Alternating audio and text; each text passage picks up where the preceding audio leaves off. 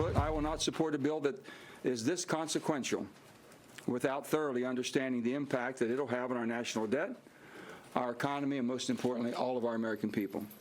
Every elected representative needs to know what they are voting for and the impact it has, not only on their constituents, but the entire country. Good evening, black people and all allies fighting for black liberation, black prosperity, and black joy. I'm Charles Blow, and welcome to Prime. The House was scheduled to vote on both the infrastructure bill and the Build Back Better plans, but once again, it seems that Senator Joe Manchin's opposition to the social safety net bill will delay both votes. Manchin reiterated to a pool of reporters earlier today his unwillingness to support President Biden's budget framework until its impact on the deficit, inflation, and tax code are further explored. For the Congressional Black Caucus, Manchin's ambivalence signals further delayed progress for the black community. The $1.75 trillion spending package was seen as a victory for the CBC as they made it clear that the Biden administration had to keep its promises to the black community. That includes HBCU funding, an increased child tax credit, affordable housing, and Medicare expansion provisions. Many of these provisions were significantly reduced during negotiations, but some funding remained.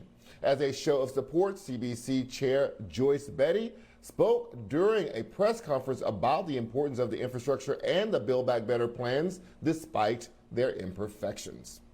The reason this is important is because when you look at the Congressional Black Caucus represents 17 million black Americans and 80 million Americans.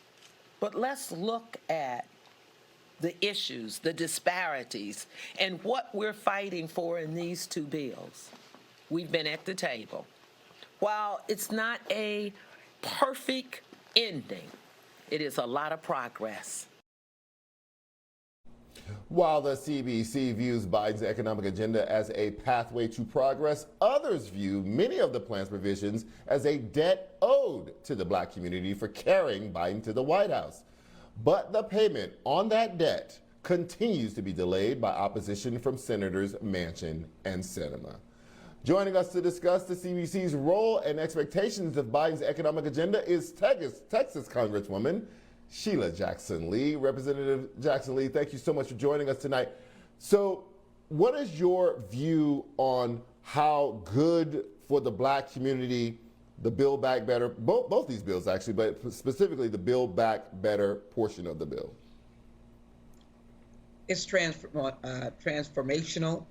It is a seismic change. It's probably the greatest change in terms of the economic conditions of African Americans since the Great Society. It certainly is reflective, if you will, of my concern about whether or not African Americans, descendants of freed slaves, actually have been assessed at all of the work that we did unpaid, uncompensated during slavery. This comes around to emphasizing every aspect of our need. First of all, dealing with child care, which 26% of African Americans do not have, only have child care, the rest do not. The fact that we get a child tax credit, affordable housing, $150 billion, $40 billion for education with $10 billion for HBCUs, climate responses that will help vastly improve the quality of life in our communities. Certainly the idea of ensuring that we have clean water, lead taken out of our pipes, broadband, that is the bipartisan infrastructure bill. It's a comprehensive approach to the inequities of African Americans in this community or in this nation. And as our chairwoman said, we represent many Americans. So we are fighting for many Americans. And these legislative initiatives together will help move America forward, but it'll help move the African American community forward as well. What is your feeling about, how much the bill shrank, right? The things you just laid out, many of them saw their parts of the bill shrink substantially. So the child tax credit, as you mentioned before, is only extended by 1 year. and many of the other provisions also saw the amount of money, the pool that was promised, shrink substantially to what's actually in the bill, including things like HBCU funding.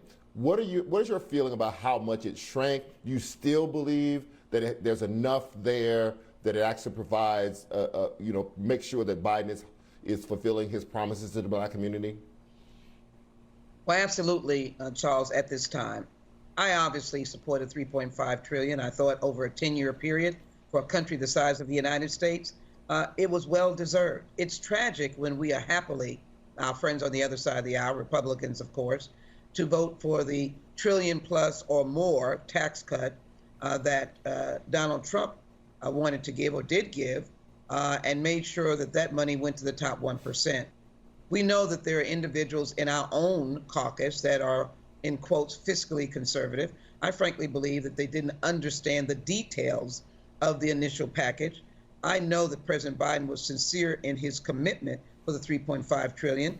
I know he's not happy, but we're not going to talk about our unhappiness as much as talking about how we came to that number of 1.75, but we kept all the programs. That means that we have the opportunity to extend them, to expand them. That's a good thing. We put a placeholder that is sufficient, deeply embedded, and these programs will not go away. We will just continue them as time goes on. So that's the enormity of what we're doing.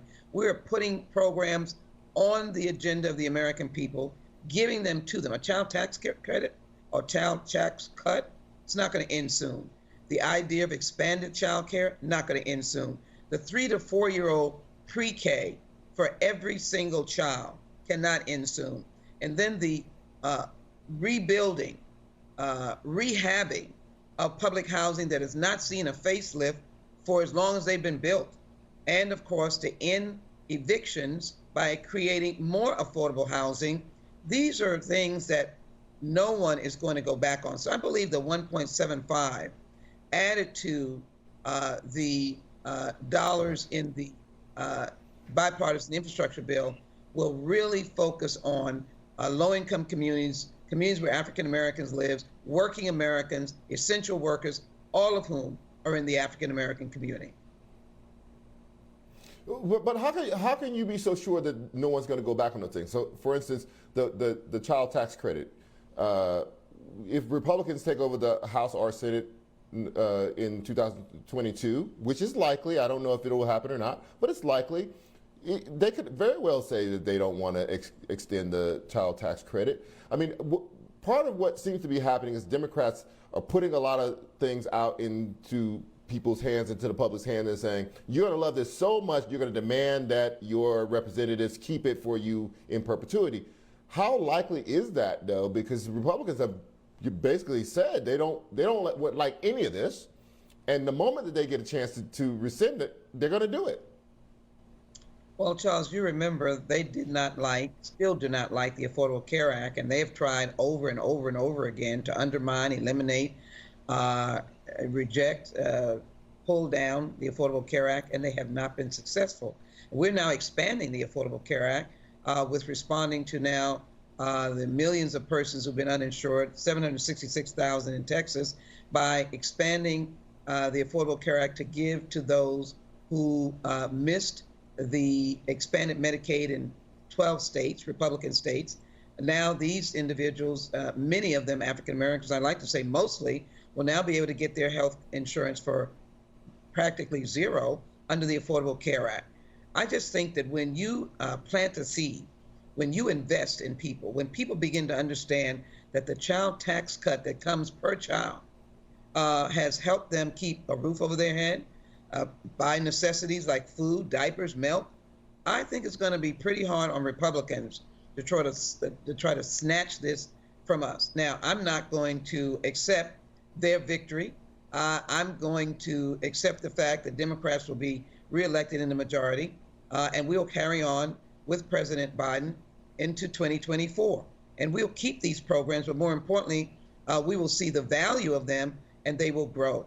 And we will continue to invest in the American people. And I think that's what I want to emphasize, what Build Back is, what the infrastructure bill is. It's an investment in people rather than an investment in corporations that use their tax cuts of the Trump era to buy stock. They didn't create more jobs. We're creating 1 million jobs, and we're giving opportunities to communities that haven't had it before. We have about a minute left. Joe Manchin said today that he's not signing on yet, right? So does that worry you that he is still saying that he is not signing on to supporting this bill? You know, last week, a number of us that included members of the Congressional Progressive Caucus, the Congressional Black Caucus, were all out front on listening to President Biden and accepting his framework. And we even said that as these details come out through the text of the bill, which we now have, and everyone has the opportunity to read, that we expected a vote on both bills this week. Charles, I'm going to keep my word and the word of many.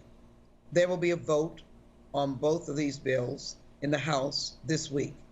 Any clarity that members of the Senate need, we expect that they will be clarified by the time it comes for them to vote. We know that the White House is working steadily around the clock. They have us as advocates because the American people are paying attention. And the only thing I can say is that we will vote, and I expect the Senate will vote, and all without clarity will finally see the light this week to get those bills to the president's desk. Congresswoman, is that a bit of a concession on your part and also some of progressives to go ahead and vote even if you're not completely clear that you have the support for the Build Back Better bill? No, because we have done a deep dive on President Biden's commitment to us, to the Democratic caucus. He gave us his word, and we want to accept that word. I know that he was coming back. He'll be rolling up his sleeves. As I said, the White House is working around the clock. No, we frankly believe what we said was we needed to see our light at the end of the tunnel. The light was the president's commitment to us that he had 51 votes in the United States Senate, including, of course, the vice president. We have to trust him, and we expect he'll get those 51 votes, and these bills will be on his desk, and we'll have new law that will help the American people and African Americans as we've never been helped before. Congresswoman Sheila Jackson Lee, thank you so much for joining me tonight. Really appreciate it.